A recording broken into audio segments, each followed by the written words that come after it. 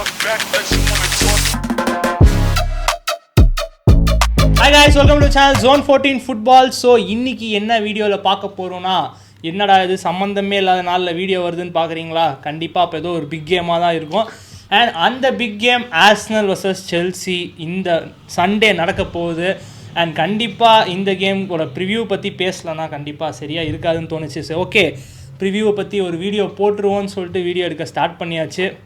And இது எவ்வளோ crucial, இந்த கேம் எவ்வளோ க்ரூஷியல் ஃபார் போத் த கிளப்ஸுன்றது நமக்கு முன்னாடியே தெரியும். ஏன்னா ஆர்சனலுக்கு டைட்டில் ரேஸ் போயிட்டுருக்கு, செல்சிக்கு டாப் 4 ரேஸ் போயிட்டுருக்கு. ஸோ ரெண்டு பேர்த்துக்கும் இந்த வின் வந்து ரொம்பவே க்ரூஷியல். அண்ட் உங்களுக்கே தெரியும், இந்த ரைவல்ரி வந்து இப்போ முந்தா நேற்றுலாம் கிடையாது, முன்னாடியிலேருந்தே இருக்குது. அண்ட் முக்கியமாக ஜோசே மொரினியோ ஆர்சனல் வெஞ்சரோட அந்த ஒரு ஃபியர்ஸ் ரைவல்ரி வந்து பயங்கரமாக இருக்கும். எனக்கு தெரிஞ்சு வெஞ்சர்லாம் நான் அவ்வளோ கோவப்பட்டு பார்த்ததே கிடையாது, மொரினியோ கிட்ட மட்டும்தான் அந்தளவுக்கு கோவம் வரும். ஸோ கண்டிப்பாக அந்த ஒரு ரைவல்ரி வந்து என்ன சொல்கிறது, இப்போயுமே போயிட்டுருக்குன்ற பட்சத்தில் கண்டிப்பாக ஒரு நல்ல விஷயம்னு சொல்லுவேன். ஆனால் இது ஒரு மேட்டர் சொல்லுவேன், உங்களுக்கு எப்படி ஜோசே மொரினியோ, எங்களுக்கு ஆர்சனல் வெஞ்சர். அண்ட் உங்களுக்கு ஈடன் அசாட், எங்களுக்கு தியரி ஹென்ரி. உங்களுக்கு 15 கோல் ரெக்கார்டு, எங்களுக்கு இன்வின்சிபிள் ரெக்கார்டு. நீங்கள் யூரோப்பில் நிறைய கப் வச்சுருக்கீங்க, நாங்கள் டொமஸ்டிக்கில் நிறைய கப் வச்சுருக்கோம். உங்களுக்கு ப்ரைட் ஆஃப் லண்டன் ஒரு பேர் இருக்குது. கோயாவில் நாங்கள் தானே லண்டனே. இதை பற்றி நீ என்ன நினைக்கிற?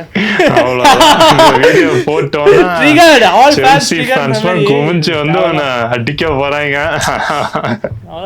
நல்ல வேலை நான் ப்ளூ சட்டை போட்டிருக்கேன், என்னெல்லாம் அடிக்காதீங்கப்பா, நான் வந்து இங்க ஒரு நியூட்ரலா தான் இருக்கேன். ஆனா டெஃபினெட்லி நான் என்னோட என் வாழ்க்கையில் என்னோட ஃபர்ஸ்ட் ஜெர்சி, ஃபுட்பால் ஜெர்சின்னு பார்த்தீங்கன்னா அந்த ப்ளூ செல்சி ஜெர்சி தான். சாம்சங் கிட் ஸ்பான்சராக இருப்பாங்க. ஸோ அதான் என்னோட first Jersey, despite being a Manchester United fan. ஏன்னா அன்னைக்கு கடையில் வந்து பிளாக் கலர் யுனைடெட் சட்டை தான் இருந்தது, வீட்டில் வந்து கருப்பு சட்டைலாம் வாங்கி தர மாட்டேன்ப்பா அப்படின்னு சொல்லிட்டு இந்த ப்ளூ கலரில் அழகாக இருக்குன்னு வாங்கி கொடுத்துட்டாங்க.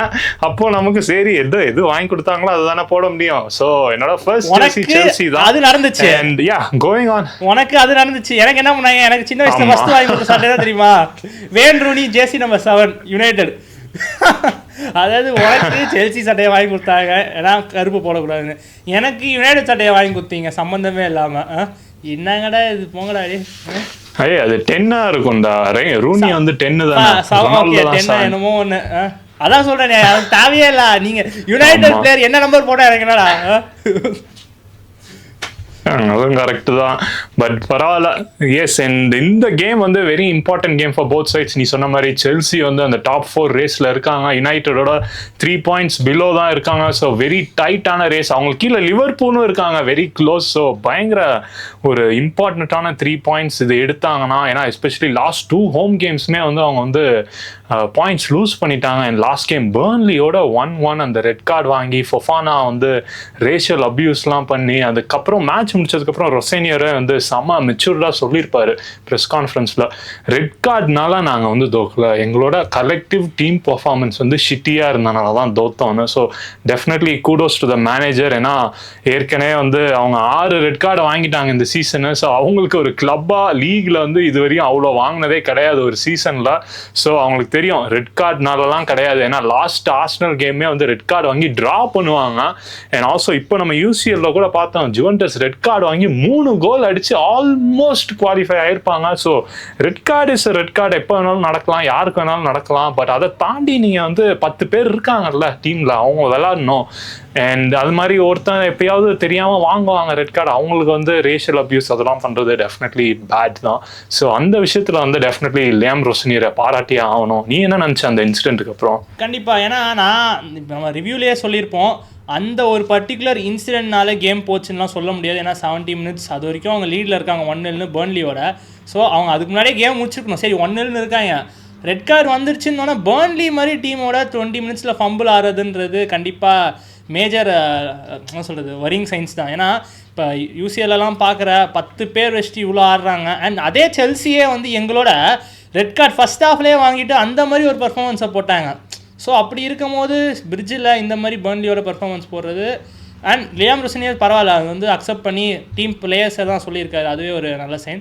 அண்ட் அதுக்கு முன்னாடி வந்து நம்ம வந்து எப்படி நாங்கள் வந்து ஸ்பர்ஸை வந்து ரீசெண்ட் இயர்ஸாக போட்டு செஞ்சிட்ருக்கோமோ அதே மாதிரி தான் செல்சியோட பண்ணிகிட்ருக்கோம். பிகாஸ் நீ லாஸ்ட் 10 ஃபிக்சர்ஸ் பார்த்தேன்னு 10 ஃபிக்சர்ஸில் ஒன்று கூட செல்சி ஜெயிச்சிருக்க மாட்டாங்க. 7 வின் பண்ணியிருப்போம் நாங்கள், 3 வின் 7 வின் நாங்கள் பண்ணியிருப்போம், 3 ட்ரா ஆயிருக்கோம்.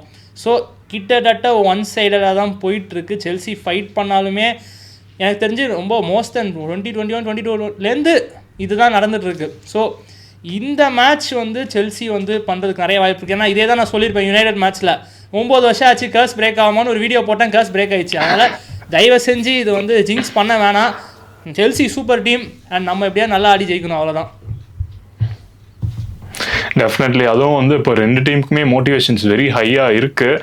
அண்ட் ஆல்சோ வந்து செல்சி வந்து ஈஸியாக நிறையா கேம்ஸ் லீடிங்கில் இருக்கும் போதே பாயிண்ட்ஸ் லூஸ் பண்ணிட்டு வராங்க. ஆக்சுவலாக இந்த சீசன் வந்து லீக்லேயே அவங்க தான் வந்து they lost more points from winning positions.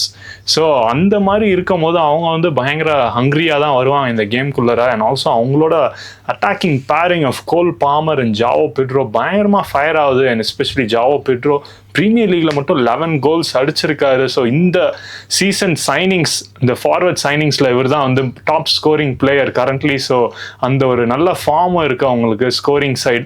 So இந்த டிஃபென்சிவ் சைடில் மட்டும் கொஞ்சம் ஸ்ட்ராங்காக இருந்தாங்கன்னா இந்த கேம் டெஃபினெட்லி அவங்களால வந்து அந்த பொட்டென்ஷியலாக காட்டி விளாட முடியும். ஆல்சோ அவங்களோட main player and captain Reece James is ஃபிட்னு சொல்லியிருக்காரு லைம் ரோசனியர். அண்ட் ஆல்சோ அவங்களோட இன்னும் கொஞ்சம் நிறைய பிளேயர்ஸ் வந்து வந்துக்கிட்டே இருக்காங்க. பட் டிஸ்பைட் தட் அவங்களோட star teenager Estevao still is injured and out. And குக்குரெல்லாவும் அவங்க ஸ்டார் ஃபுல் பேக்கும் இன்ஜூர்டாக இருக்காங்க. ஸோ அது வந்து டெஃபினெட்லி ஆர்சனலுக்கு பாசிட்டிவ்ஸ் தான். ஒரு 2 இம்பார்ட்டன்ட் பிளேயர்ஸ் அவுட்டாக இருக்காங்க. But yeah despite all that எல்லாமே இது கொஞ்சம் ஒரு டிஃபிகல்ட் கேமாக தான் இருக்கும். கண்டிப்பாக நான் இந்த கேமை நான் ஈஸியாக எடுக்க போகிறது இல்லை. பிகாஸ் ஸ்பர்ஸோட 4-1 ஜெயிச்சு வந்திருக்கோம், சூப்பர். பட் ஆனால் அந்த ப்ரெஷர் ஃபீல் ஆகும் கண்டிப்பாக. ஏன்னா நம்ம இதுக்கப்புறம் ஆட போகிற எல்லா கேமுமே வந்து டிஃபிகல்ட் கேம்ஸ் தான். அண்ட் செல்சி அவங்களும் ஒரு டாப் 4 கோலில் போயிட்டு இருக்கும் போது ஈஸியாக இருக்கும்லாம் நான் டெஃபினட்டாக சொல்ல மாட்டேன், கஷ்டமாக தான் இருக்கும். பட் ஆனால் ரிசல்ட் பார்த்தே ஆகணும். பிகாஸ் இதுக்கு மேலே நம்ம ஸ்லிப் ஆகவே கூடாது. அண்ட் இந்த மாதிரி மேட்சஸ்லாம் ஜெயிக்கும் போது டெஃபினட்டாக ஒரு பூஸ்ட் கொடுக்கும். ஏன்னா நீங்கள் பிரென்ட்ஃபோர்ட் வுல்ஸோடைய பாயிண்ட் லூஸ் பண்ணிட்டீங்க. So you have no option, நீ வந்து ஜெயிச்சு தான் ஆகணும். அது எப்படி ஜெயிப்பியோ தெரில, ஓன் கோல் வருமா இல்லை கார்னர்லேருந்து வருமா இல்லை பெனால்ட்டி வருமா, அதெல்லாம் எனக்கு கவலை இல்லை. I need a win. Arsenal fans தான் நினைப்பாங்க எனக்கு தெரிஞ்சு.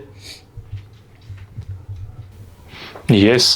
அண்ட் ஆல்சோ வந்து இந்த லியாம் ரோஸ்னியர் அவர் இன்டர்வியூவில் ஆர்சனல் பற்றி கேட்டிருப்பாங்க.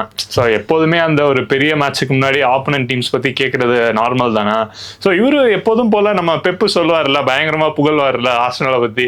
ஸோ அதே மாதிரி தான் நல்லா புகழ்ந்துட்டு இருந்தார். அப்புறம் கியோகேரஸோட நான் அண்டர் 23s பிரைட்டனில் இருக்கும் போது அங்கே ஒர்க் பண்ணியிருக்கேன். அப்புறம் சாம்பியன்ஷிப்பில் இருக்கும் போது எஸ்ஏ வந்து பயங்கர டேலண்டடான பிளேயர், அங்கேயே தெரிஞ்சது பொட்டன்ஷியல், அந்த மாதிரி நிறையா பேசிட்டு இருப்பாரு.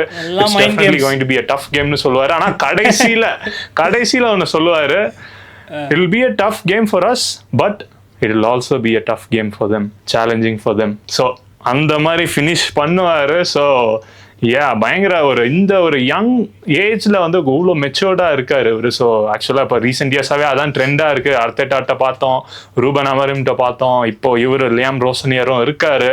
அண்ட் கேரிக்கும் அந்த லிஸ்ட்ல வருவாருன்னு எதிர்பார்ப்போம். But still very mature manager. But still early days at Chelsea. Much மெச்சூர்னுவான் அவன்லாம் வந்து எக்ஸ்ட்ரா நான்சென்ஸ் எதுவும் பேசுறது இல்லை, இந்த மாதிரி எதுலேயுமே இன்வால்வ் ஆகிறதில்ல. அண்ட் எனக்கு தெரிஞ்சு அவனுக்குலாம் ஃபுல் டைம் ஜாப் கொடுக்கணும். பட் ஆனால் நிறைய யுனைடெட் லெஜண்ட்ஸே வந்து அது பிடிக்கல. ஏன்னா ஜெலசி, பீக் ஜெலசியில் இருக்காங்க. அது நம்ம இன்னொரு டாப்பிக்காக பேசுவோம். ஏன்னா கேரிக் பற்றி எனக்கு கேரிக் மேலே ஒரு ஹியூஜ் ரெஸ்பெக்ட் இருக்காது, அதனால சொல்கிறேன். நீ சொன்ன அந்த லியாம் ரோசனியர் பாயிண்ட் வந்து கண்டிப்பாக இது மைண்ட் கேம்ஸ் தான், பெப்பு போடுற மாதிரி. ஏன்னா இவர் EFL கப் முன்னாடி என்னமா சொல்லியிருப்பாரு, ஆர்சனல் ஆர் ஸ்மால் டீம், அதாவது ஸ்மால் மேட்ச்ன்ற மாதிரிலாம் சொல்லியிருப்பான், பிரிட்ஜில் போய் அடிச்சிருப்போம். ஓகே, இப்போ திடீர்னு பாராட்டுறான்ற போது நான் கண்டிப்பாக நம்ப மாட்டேன். கண்டிப்பாக அதில் ஒரு உள்குத்து இருக்கும். அண்டு மைண்ட் கேம்ஸ் போட்டு தான் உள்ளே வராங்கன்னு தெரியுது கிளியராக. என்னமோ ஒன்று பார்ப்போம். நமக்கு கண்டிப்பாக ஆல் டு பிளே எவ்வளோ க்ரூஷியலான மேட்ச்னு நமக்கு தெரியும். அண்ட் UCL ட்ராவும் இப்போ தான் முடிஞ்சது. ஸோ அதுலேயுமே நிறையா சலசலப்புகள் வந்தது. ஸோ அடுத்தடுத்த வீடியோஸ் இன்னும் 2-3 மந்த்ஸில் வந்துக்கிட்டே தான் இருக்கும். Because end of the season வந்துட்டோம்.